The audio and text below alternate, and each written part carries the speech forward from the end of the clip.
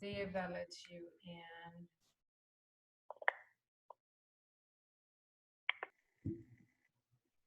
Hey everyone, we are back. Thanks for coming and stopping by. Today we're celebrating Veterans Day and in a tribute and honor to veterans all over the world. We are bringing a very special veteran, a female veteran, a combat veteran, and one that has served throughout multiple of the services, the different components. And Rebecca is here today to share with us her experience in her career and and the things that she enjoyed while she was in the service. She is a 20-year retiree. And so without any further ado, I introduce to you Rebecca Soplata. Hey there. Well, thank you, Martha. It's so good to talk to you. Well, maybe introduce the fact that you were my boss and inspired who I became. Oh, well, we could get to that. We'll get to it in just a Okay. sec. So first, let's start with like where you're from. I'm from Minneapolis, Minnesota, and my father was one of the people who built the Mall of America, the Minneapolis St. Paul Airport. I went into the military. People didn't understand it because I came from a very affluent family where we had a lot, and I went into the military because I wanted to prove something. That's awesome. And you were 18, right? Right out of high school. I went in at 18, I turned 19 in basic training. Yes. Cool. And so you started as an enlisted member. Yes. And what MOS did you have at the beginning? Um, I came in as a dental hygienist. That was what I came in as enlisted.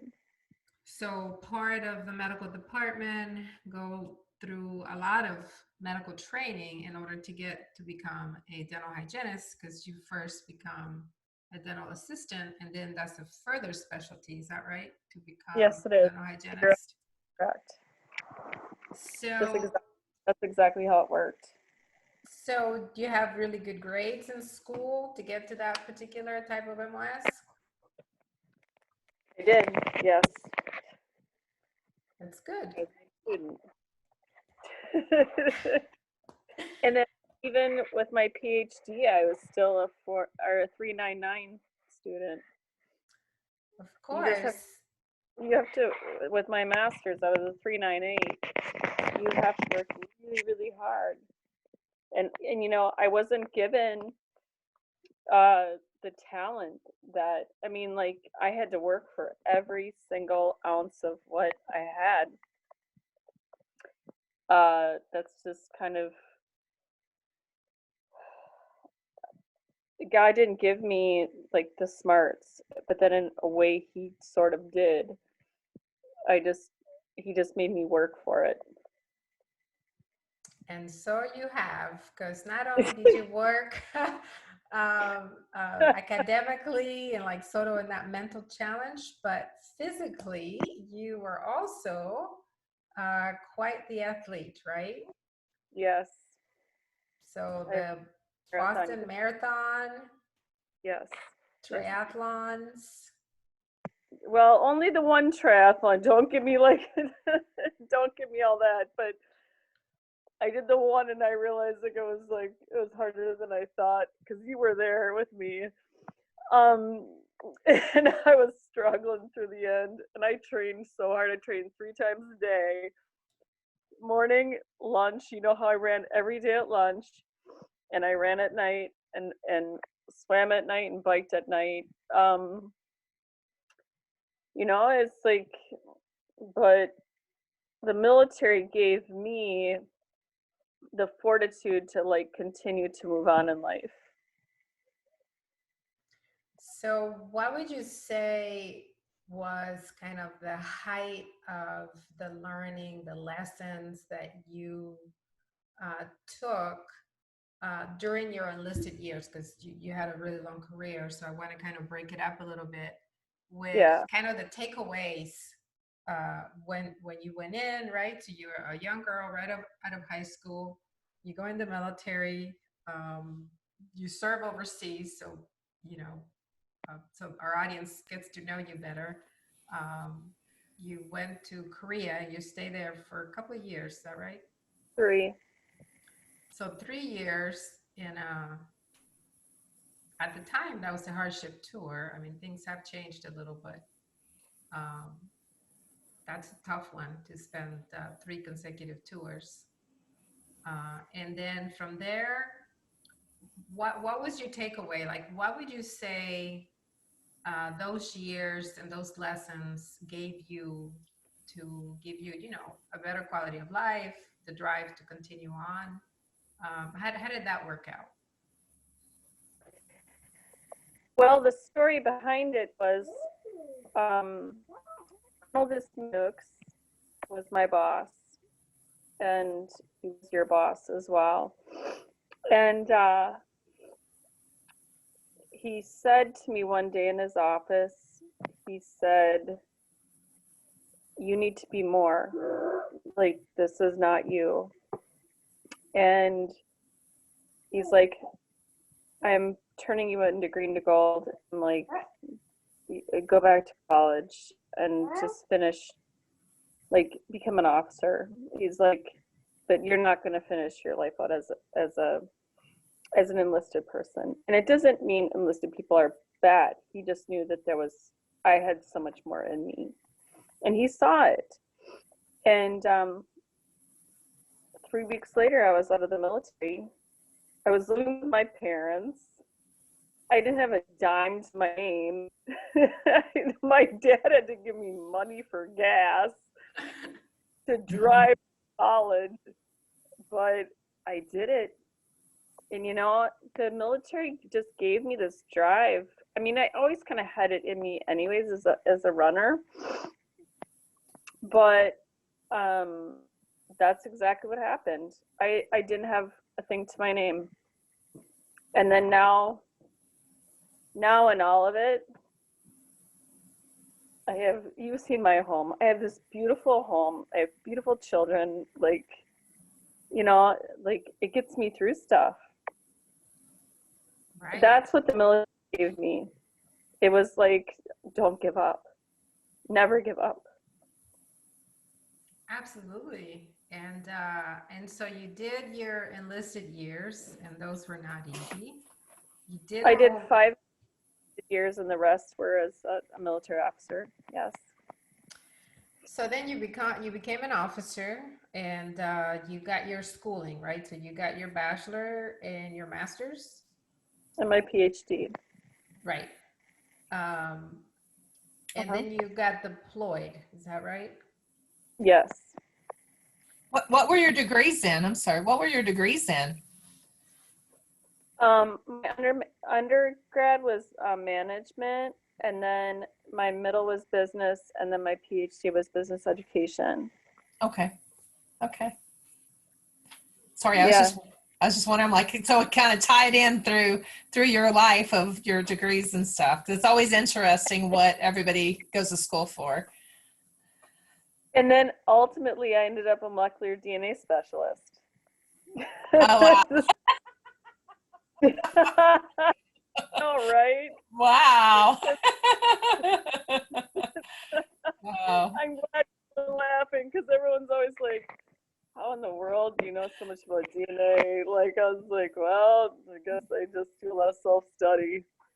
Right. Right. So you went from like dental specialist to what you do now, or what you from there to there, you know. It, That's it's huge. That's huge.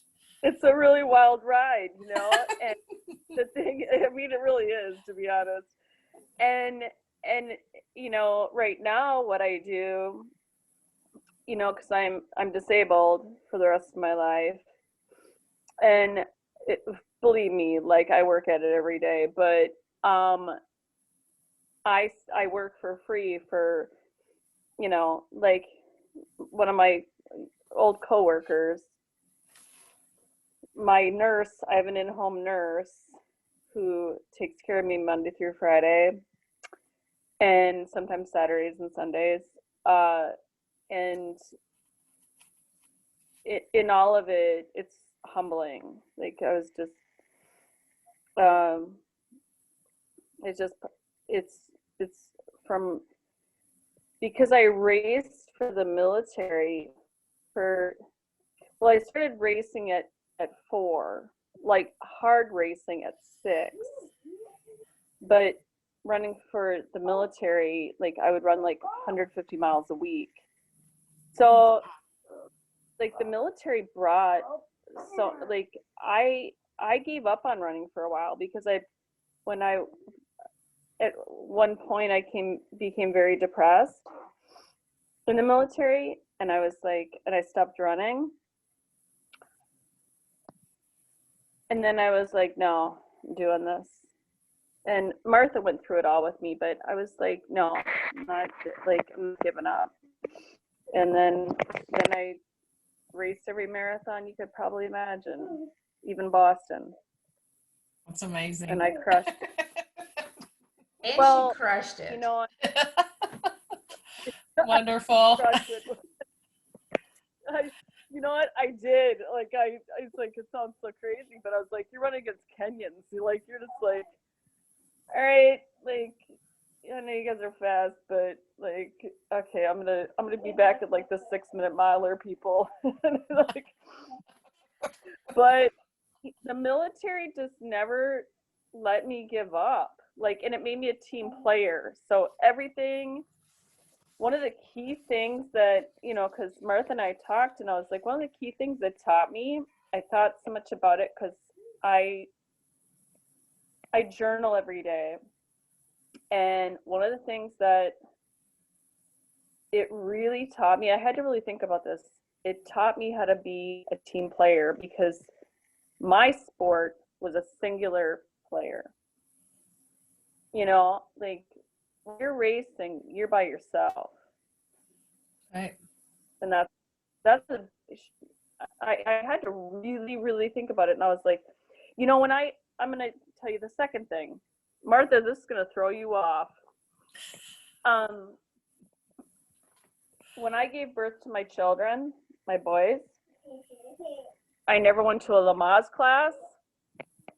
I never went to anything. I just went to my appointments, obviously, like a normal human being. But I pushed 4 times for them. Wow. And they was like, and I told myself, nobody hold me. I got this. Like, and I pushed them out, and they were healthy, happy boys, like, and the military gave me that to say, like, I can do this. So, I mean, I know that's like my number 2. Martha said name number 3, but that's truly, and then my children see that. They see a strong mom.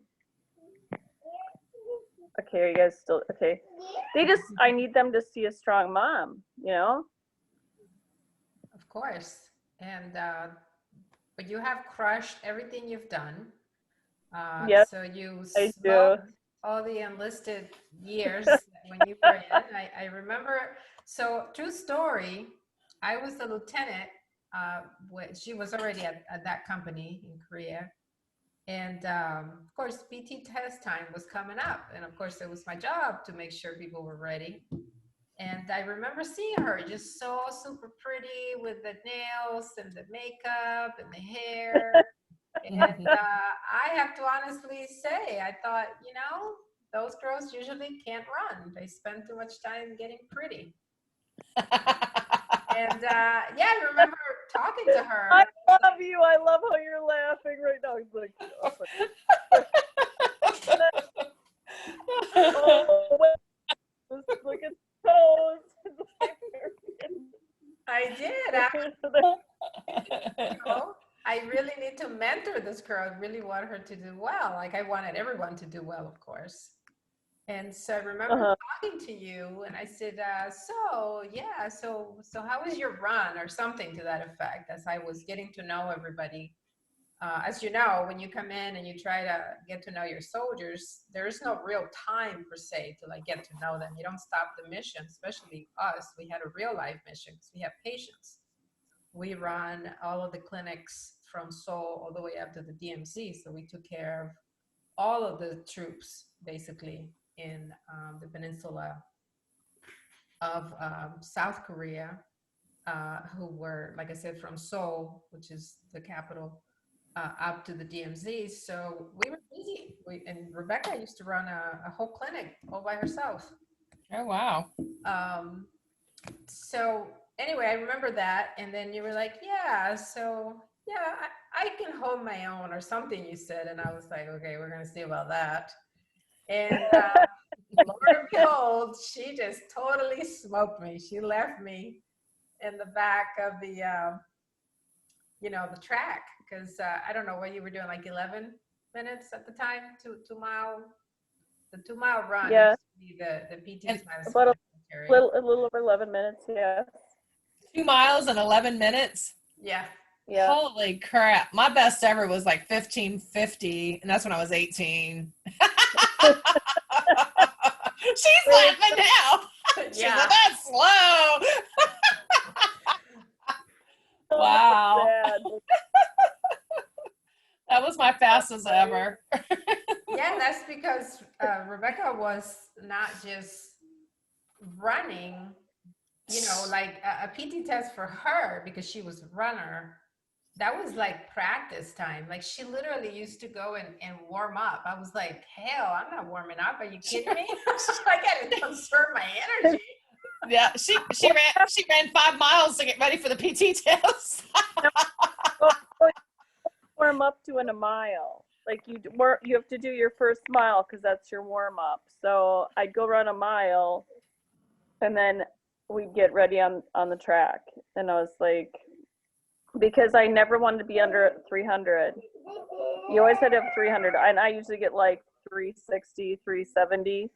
But I was like, like I took it serious. Like I was like, I gotta go warm up like right now, and everybody looked at me like I was nuts. But Yeah. it's it warmed up my muscles. I knew with my body exactly how long I needed,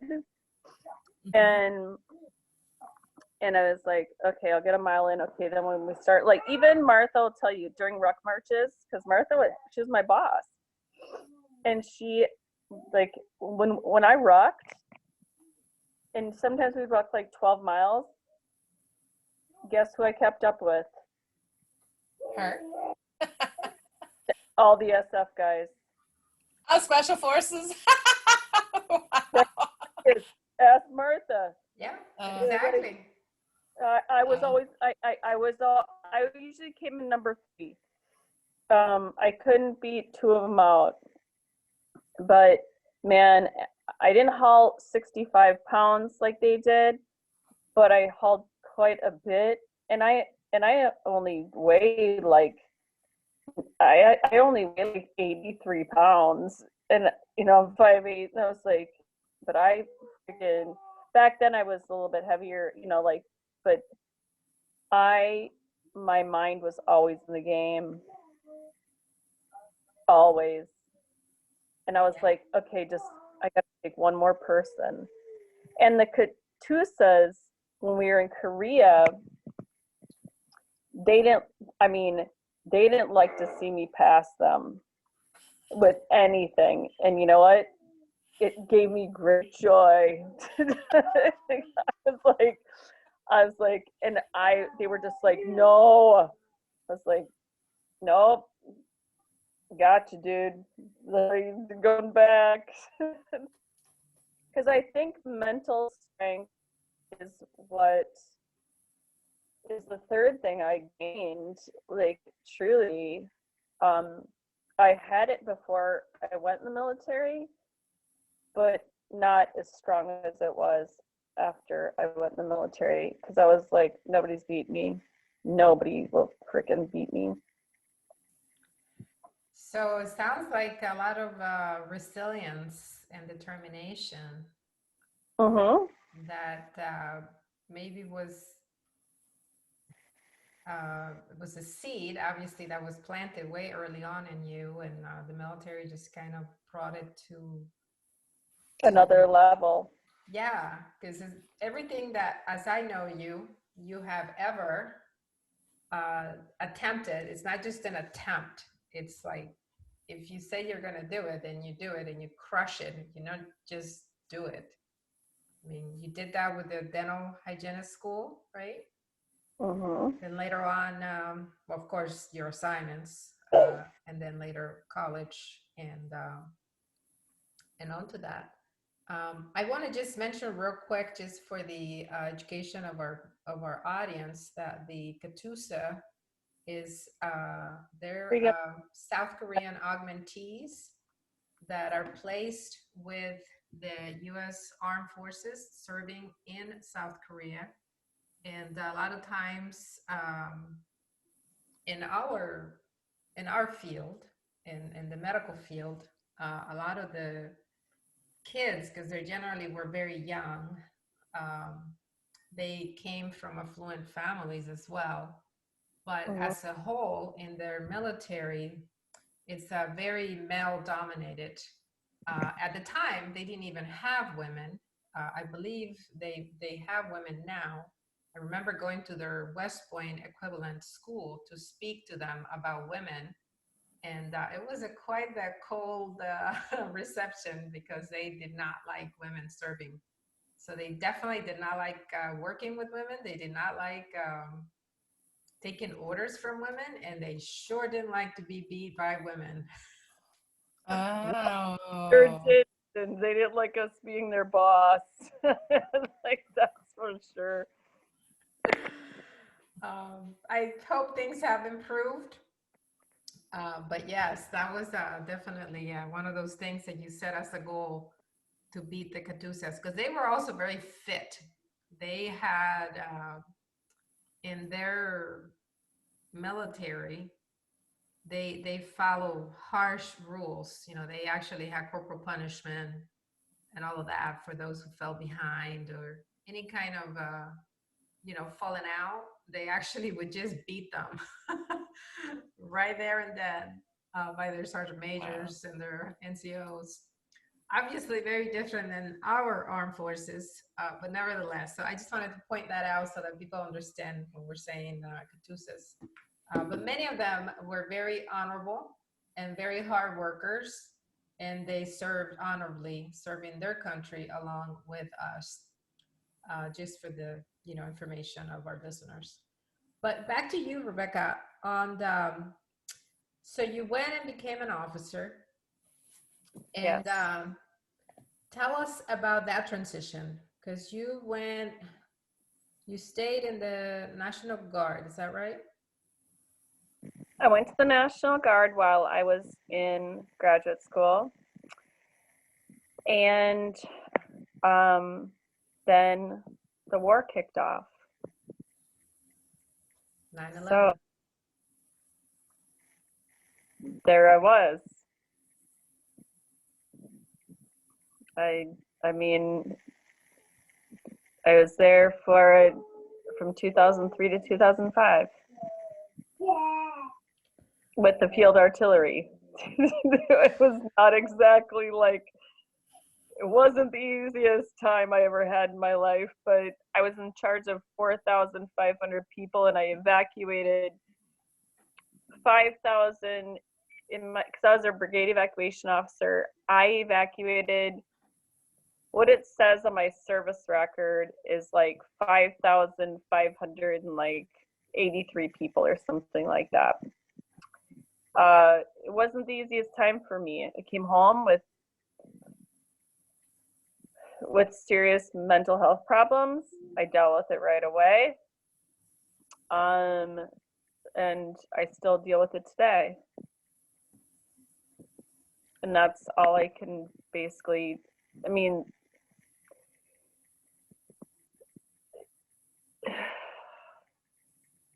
when I came home, I had I my fiance had left me when I was there, and we're still friends this day. I'm still close to his family, but I walked into a home that I had paid for, and I had a pile of Tupperware, a pile of clothes, and a bunch of bills all sitting on the floor, and that's all that was left.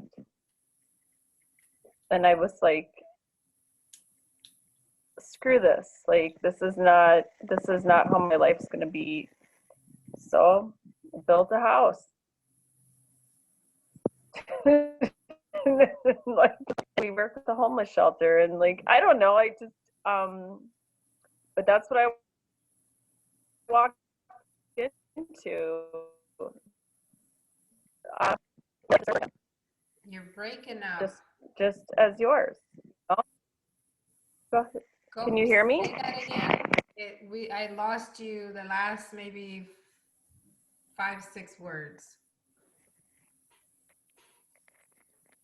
I said I came home, and I had to plug you in again. I came home and I had nothing.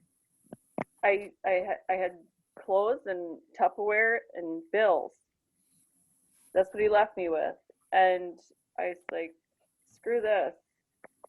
Like I'm gonna build my house and start over, and it's exactly what I did. So I mean, go ahead. I was going to ask, so during your service overseas, where were you stationed? During the war, when the deployment. I was part of the whole Diala province. So I was the brigade evacuation officer for the whole Diala province. Everything from the bottom of the country to the top of the country, to Crit, Kirkuk, like every bad place you could possibly be. Like, so, you just, like, we'd get a call and I'd have to go in. They were just, because I was in charge of all the Blackhawks, and I would just go in. You're going in for people you don't even know, like, and you're taking bullets, and that's where I took one in the neck. But that's what you're going in for. You're just like, I don't even know who this person is, and trying to or who these people are. There's a bunch of them laying down. You're trying to get medics in to do CPR. You're trying to do anything to save them. I will tell you, on my darkest day, thank gosh this wasn't me, because children were, so you have to go in for civilians too. My darkest day was, there was a dad and her daughter. They were caught in the middle of crossfire, and we did everything we could to bag her, to keep her alive. When I say bag her, it means keep the oxygen on her, pumping it. And she was 2 years old. It was the hardest thing ever, because her dad lived, and she died, but we bagged her all the way to bed. We were pumping oxygen into her the whole time. And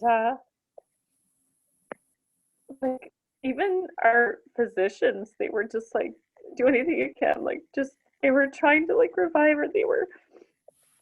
They were so emotional. They're like, no, she's not dead. We called a DOA, dead on arrival. We knew she was dead, but we wanted to think for some reason we could keep her alive. And she was an Iraqi. She was a little girl. Sorry. That's okay. Those are the that's the real. What? That's what really happens in war. Yeah, because you know what, it's like there's so many other people that are involved in it, and it's just like people are like, like you run in for people that are trying to kill you, Yeah. and that's what war is. Like it's like when you're on the medical side. When you're on the other side, they're just like trying to like kick down doors and take names and like whatever. But for us, it was like really, it's just very different. We like, I can say this like in the Battle of Fallujah, which we went to, which was 157 KIAs. My medics were like, "Oh my gosh, like what are we gonna do?" Like, I mean, it made Newsweek. It's like I've been in 3 HBO documentaries. Um, I've had to bury a lot of people that I care about. But I wouldn't change it. I'd never change it again. Like, I wouldn't change the 20 years again. I wouldn't change what I did. I wouldn't change all the lives I've saved. I'd never change it. And I thank you for that because it takes really special people like you to keep this country running. Out there. But, in all of it though, there's also what I learned. And okay, I got Logan in the background. The people that I didn't realize were the strongest, especially in the Battle of Fallujah, the strongest warriors were the women, and there wasn't many. Christine Knight, like I had to fight for her to get her CMB, combat medic badge, and over that, I mean, I had to go to Congress over it, but women have a different mental capacity, I feel like, and I'm not trying to like get on the women kick, but they really do. Like, it's just like they just have a stronger aptitude, I guess, than I believe a man does. I mean, I saw it. I saw, like, we're bringing a 113 in. I don't know if you guys both know what a 113 is. I know you do. It's a tank evacuation that you use to Yeah. evacuate people, but it's Oh, a tank. yeah. We had limbs blown up, and Christine she'd be back there, and like I got one up the hatch, and Sergeant Jarvis, who's dead now, but it's just like she was like, I mean, it was like he was crying in the hatch. I don't want to go in. He's E6. She's the E4. And then I got Jake Fox like driving it, and I was like, he's like, I'm not going in. Like, you got snipers everywhere. I mean, it's like it was a really dangerous situation we were in for 23 days. But she was licking and sticking, man. She was like, she didn't care. Like, she had 4 litters going, and she was like tourniqueting, and she was like totally getting at it. And I was like, women just have a different ability to handle things than a man. And I'm not knocking a man, because a man has different responsibilities. But what I'm saying is that when I saw a warrior, I saw a woman. Yes, we are definitely different, and women have made such great contributions. Women like yourself, and a lot of people don't understand the gifts and the challenges that you have as a woman in combat, but yet you rise to the occasion and you make it happen. And people like you and so many other women who were right there, the Battle of Fallujah, and all of the subsequent battles that we've had since 2003. I don't know, Kirkuk to Yeah, Grit. Like, too I many to can think of mention. 1,000. but certainly I could totally understand that because even when we did just admin work, I felt often that I could really have my team of women. And again, I'm not knocking the men because when people listen to it, that's not what we want you to hear. But the It just fact is that way. it's a different type of dynamic, I guess, that happens, and we certainly have seen it at work, and it's great work, and women contribute so many wonderful things. Um, so I want to pause there for a second. We are going to need to stop because of the clock is running out. That's the problem with Zoom. Okay. And I'll cut this out, this part right here. So can I give you another link? So I'm going to call you back, send you another link. And it will take like maybe 3 or 4 minutes because this has to run through. It records and it's Okay. in time. So look at your email and then come back in, please. Okay. Is she on too? Are you guys both still on? I'm here. Yeah, she's here. It's like we're I'm flipping here. back and forth here. Okay. Yeah, it's It's gonna like run both out. back up. So I'm sending you links, both of you, okay? Okay. All right. I'll be back. All right, bye. Okay. Okay. Bye bye.